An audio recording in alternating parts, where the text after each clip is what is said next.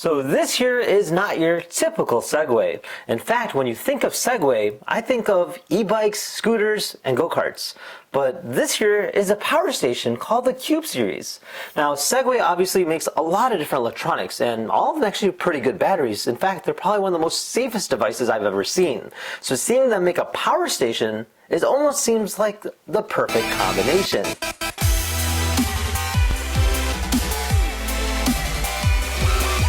It's actually designed to be a budget-friendly price, around $600 or so. Besides that, it features something I haven't seen before. You can go ahead and stack additional expansion packs on it, making it more powerful of a battery. That gives you up to 5 kilowatt hours.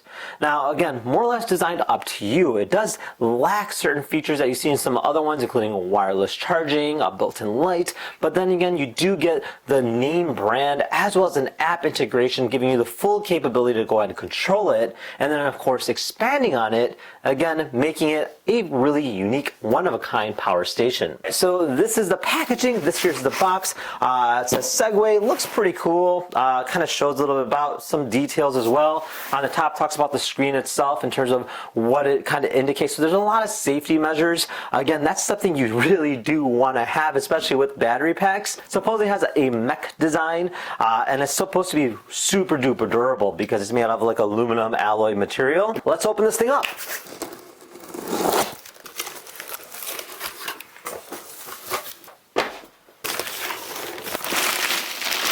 Alright, so this here's everything that you get. Obviously you get your power station. Surprisingly a lot smaller than I was imagining. You have this box here with some accessories in it.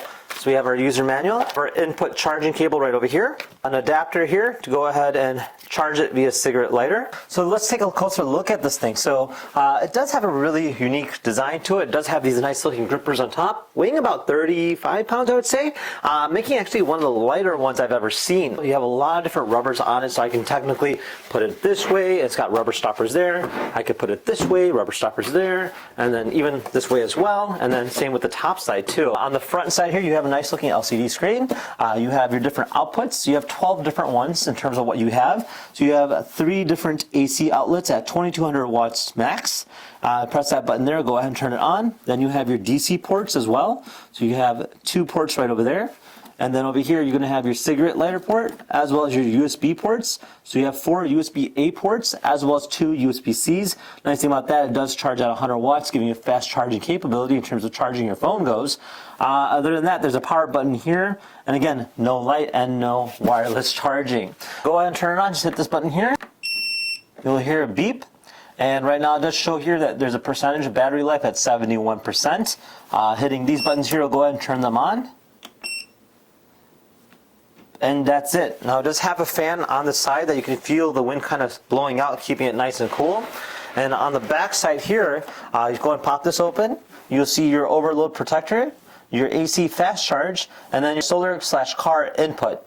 So based on how you're doing it, you can go ahead and plug it in and use it out and about just like that. Next thing I want to show is how to go ahead and expand on this. So it does separate and requires you to go ahead and open these 2 screws on this side and then these 2 screws on this side, and then this will go ahead and let you lift it up and go ahead and stack the expansion packs and then just kind of lock them in place. So pretty cool concept. Let's go ahead and open this thing up and try it out.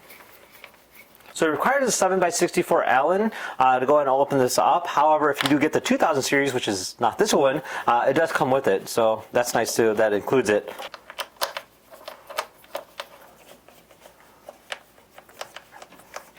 So one thing to note is that these things are actually pretty easy to remove the screws. I thought they'd be a little bit more complicated. They're very small and surprisingly very easy to control. The threads on it are very, very small on it. Now that I removed the 4 screws, it should open up. So let's just see if we lift it just like that. Okay, cool. No wires. I love that. So there's no wires at all.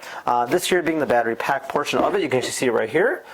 So this is a swappable portion that you go and stack. Over here you'll see it has this plug aspect which will kind of stack onto each other.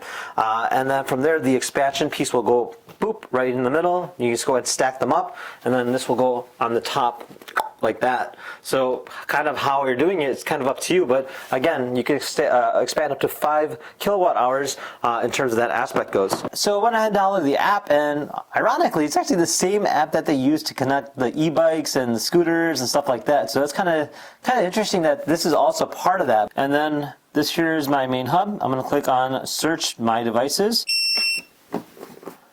So it picked it up right away. So it says Segway Portable Power Station Cube. Click on that, and now we're binding it to my app,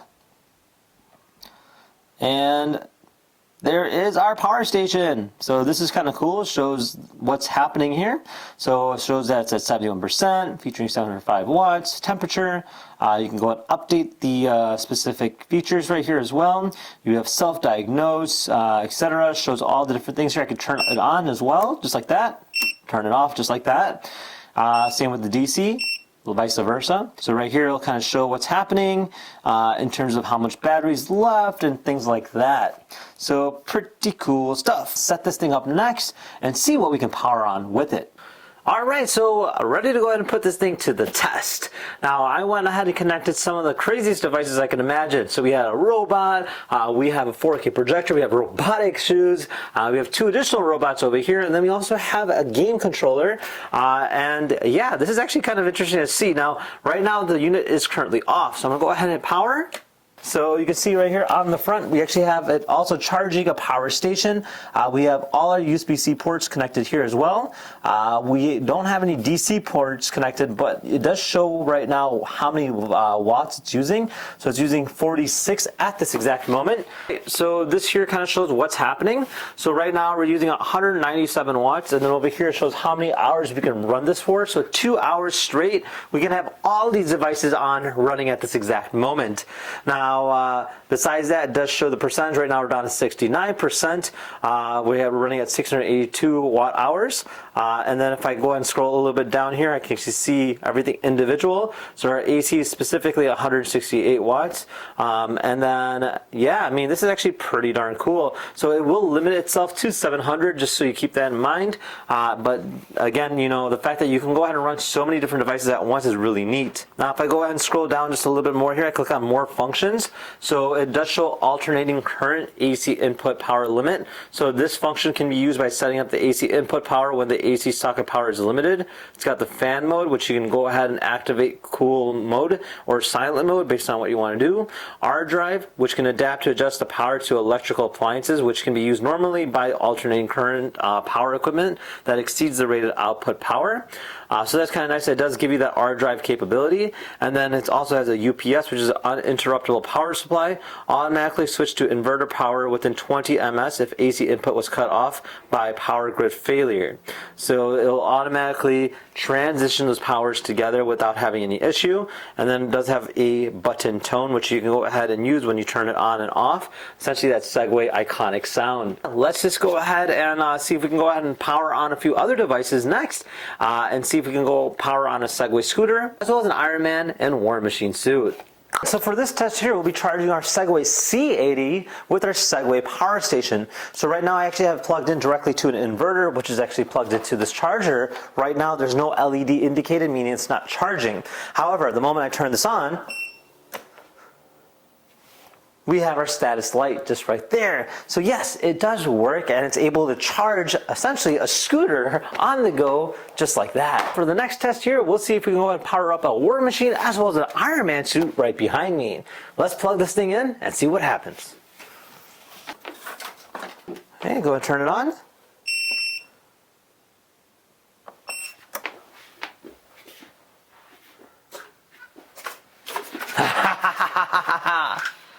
And it works! Control at your service.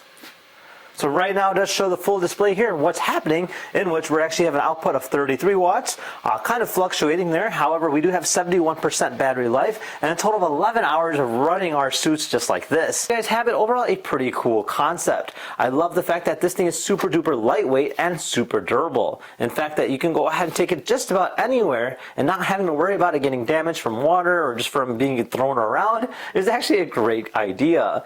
Now, the fact that you can go ahead and expand on this and actually stack different different multiple battery packs on it makes it really nice because you can go ahead and just do just about anything with it in terms of if you want to go ahead and power on a house or just power small electronics. It's really up to you. Now again, the downside is obviously not having any kind of wireless charger as well as no built-in light. So for camping, probably not the best bet. But if you're looking for something that's lightweight and expandable, then it kind of makes up for it. Now, other than that, if you guys have any questions at all, comment down below. Otherwise, we'll see you in the next video. Take care now. Bye-bye.